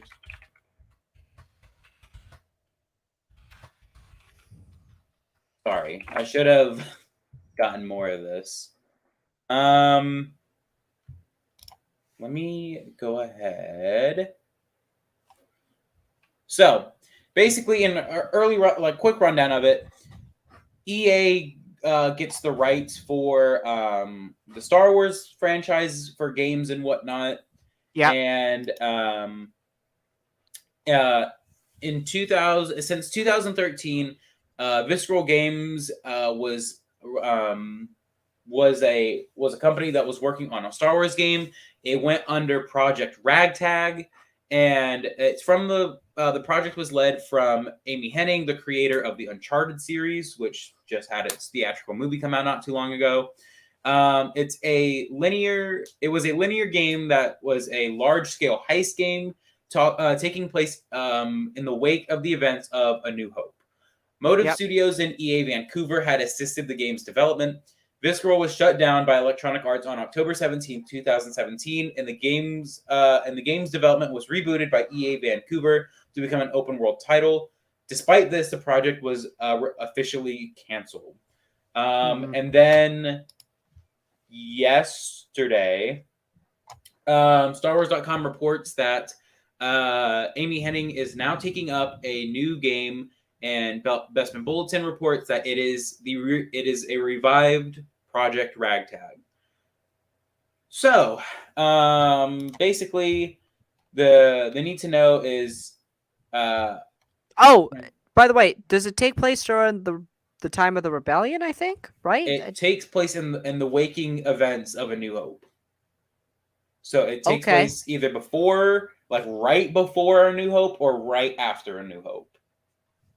I would think it'd be interesting to explore the galaxy post A New Hope, because that's the first real. I mean, besides Scarif, it's the first real big victory for the rebellion. Yeah. So So basically, you would basically it's the main cast of it is of like scoundrel / bounty hunters. So basically one of the first revealed. If you want to go ahead and share this, you can. Okay. Daniel Logan as Boba Fett? Maybe. You can go ahead and show this. What is the name of this? Let me find it. Okay. You can go ahead and share that. This is a screenshot from a small teaser trailer that they released of a person walking out into the sands of Tatooine with two or three Imperial Star Destroyers. You can see right here a rebellion or a potential rebellion logo. How long ago Imperial was this? flags. This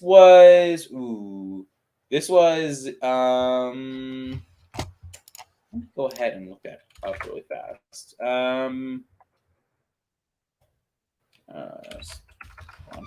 Project Ragtag teaser. This was released at E3 of 2016. Damn, that looks good. Hold on. This was a 4-minute trailer, by the way. Which That shot is looks lagging good. really. Yeah. This is all of EA. So this is the Star Wars Battlefront DLC announcement. I didn't even know about this. Did you know about this game? Yeah. I was really excited for it. Yeah, Galaxy of Heroes, Old Republic. And then so this is early in-game footage, by the way. This is what would have happened in the game. Oh, so it's not like computer engine. No, it's like actually what would happen. Yes. So I'm kind of like trying to go through it right now. So they were virtually done. They were done. It looked really good. So, yep. So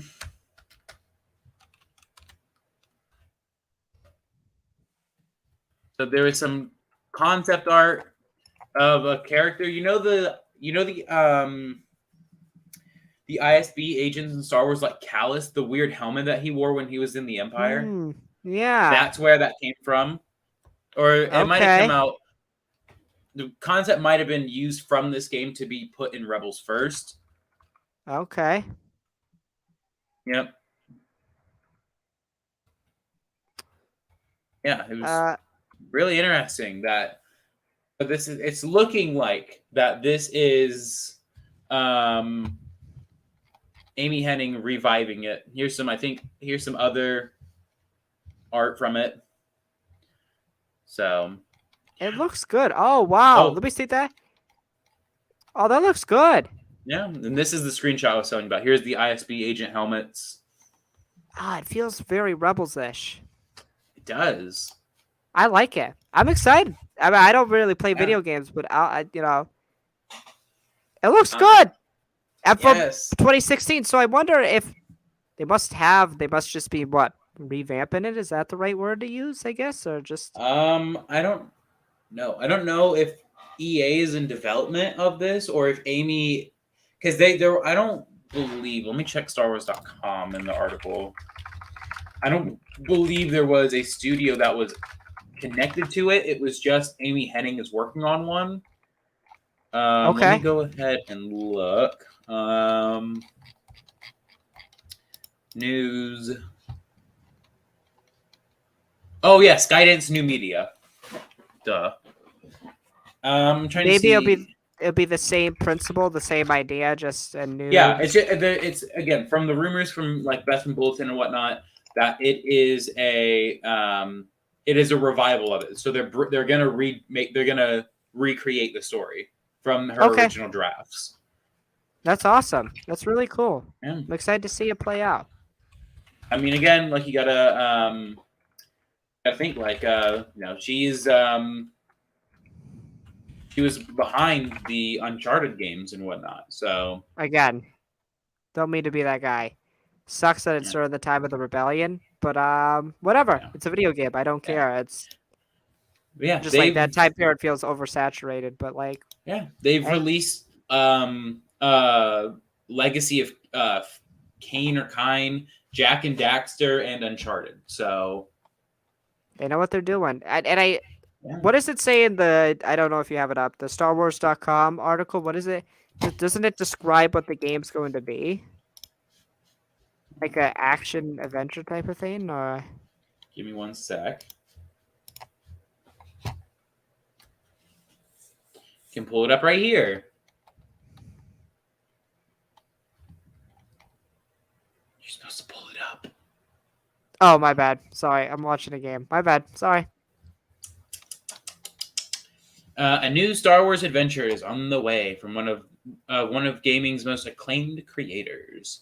Skydance New Media today announced a collaboration with Lucasfilm Games to develop and produce a narrative-driven action-adventure game featuring an original story in the Star Wars galaxy. Helming Skydance New Media is award-winning writing and director Amy Hennig, a gaming industry legend whose credits include the blockbuster series Legacy of Kain, Jax and Daxter, and Uncharted. Some shit that she said. More shit that she said. Skydance was formed in 2019 with the goal of creating high-fidelity, richly interactive experiences crafted for traditional gaming platforms, as well as emerging streaming services, and designed to be appealing, inviting, and accessible to a global audience. Since its creation, the studio has assembled a team of developers and artists with decades of AAA experience in action and adventure gaming, as well as a diverse team of creative consultants from the worlds of film, television, games, and comics. This is the second significant project announced for the game studio, which was formed by Hennig and veteran producer Julian Beek to pioneer a new category of narrative-driven interactive entertainment. In late 2021, the studio announced a partnership with Marvel Entertainment to create an all-new game with an original story and their unique take for beloved Marvel characters. So, that's some stuff right there.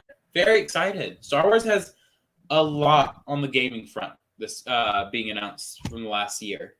And that's something they definitely needed to step up, right? Because I know a lot of people complained that they were lacking on the gaming Well, side. let's just say, so the original contract with EA was they had exclusive rights. Nobody else could make Star Wars games unless EA approved it. Right.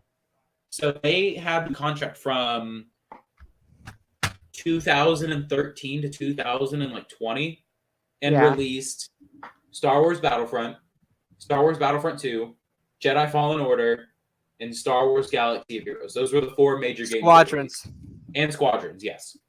So those were the 5 major games they released over 7 years. Now, since the announcement of Lucasfilm Games and essentially the confirmation that they have canned that partnership. Well, that partnership is still there. It's just not exclusive. It's still there, but they're no longer exclusive. Dumbest thing ever to make it exclusive. I know. We've had Star Wars Eclipse, Jedi Fallen Order 2,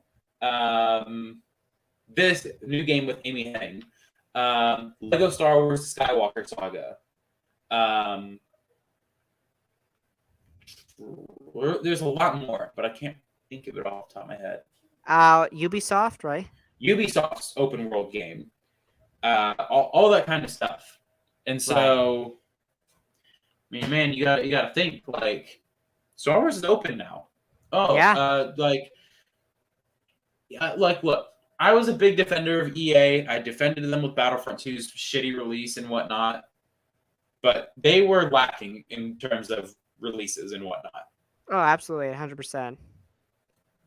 And so, considering also like one of the biggest avenues for new story nowadays is gaming, having released only 4 story-driven games with the Battlefront, Squadrons, and Jedi Fallen Order over 7 let's be years. Honest, Galaxy of Heroes, you can't play that on console, right? No, it's a mobile exclusive. Squadrons could have been like a game mode within. Yes, did not need its own separate game. You made 2 of the same game, basically. And Battlefront 1 and 2 were different, but basically the same game. Very different, but you could very much tell the same studio made them with the same very, very aggressive goals. And then you made Fallen Order 2, or Fallen Order, which was great. A lot of people regard it as one of the best Star Wars, if not the best. Acclaimed game. So you were 1 for like 5. Basically. That's not good enough. If you're going to have exclusive rights, you need to make good games all the time.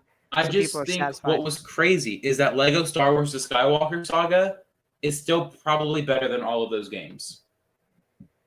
That's nuts. A Lego game. Lego.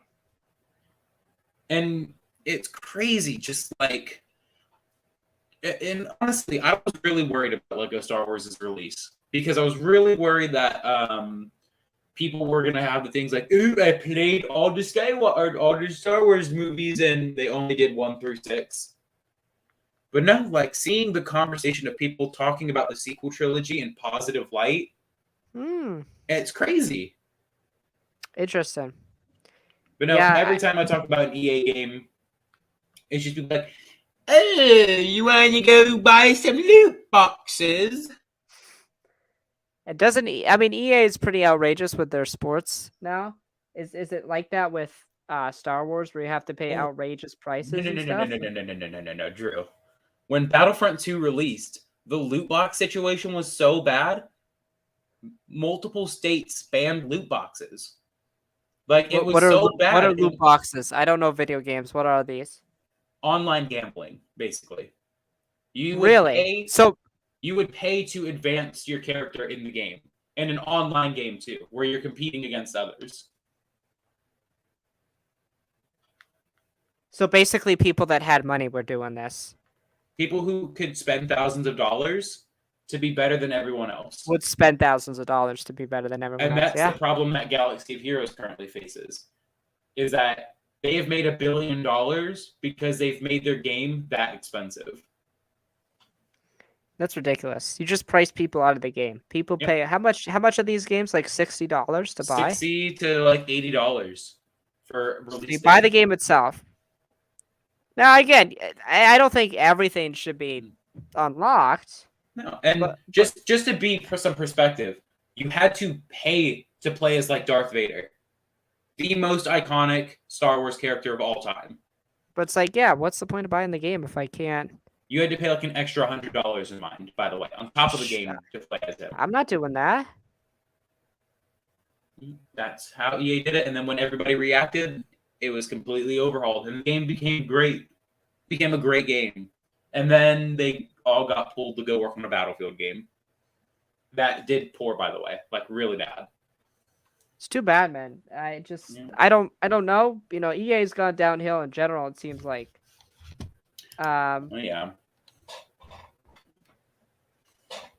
But yeah, I guess that's gonna wrap it up for the show.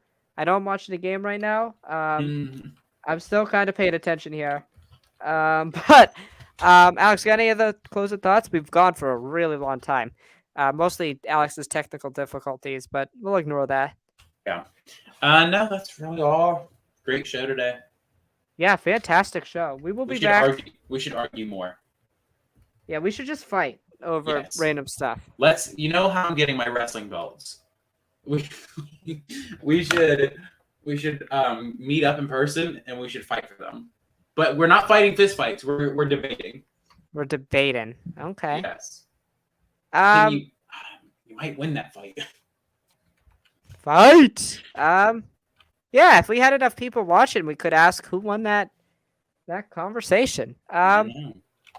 So that's gonna wrap it up for Wars in the Stars episode number 65. By the way, 3 days ago, it was our 1 year anniversary. This is our 1 year anniversary podcast, basically. Alex, it's been a year. It's crazy. It's been a year, by the way. I know. What was the first show we reviewed? Loki? Bad Batch. No way. It was, man. That was. I thought Loki. No, Bad Batch was in May. Loki came out in June. Oh, yeah, because Bad Batch came out on May 4th. And we started a couple weeks before that. And it's been a crazy ride. It really has. Yeah. We haven't missed a week. I mean, Alex has missed weeks, but I've missed weeks. but we haven't missed an episode, so no. And hey, but who knows? It just beginning, my friend. Just beginning. We've done a lot already. We got a lot. Planned for the summer. What potentially during the next school year, Drew might not be as frequent. Potentially? Question mark. It might have to just be a weekend thing where we do it. Maybe. We'll see.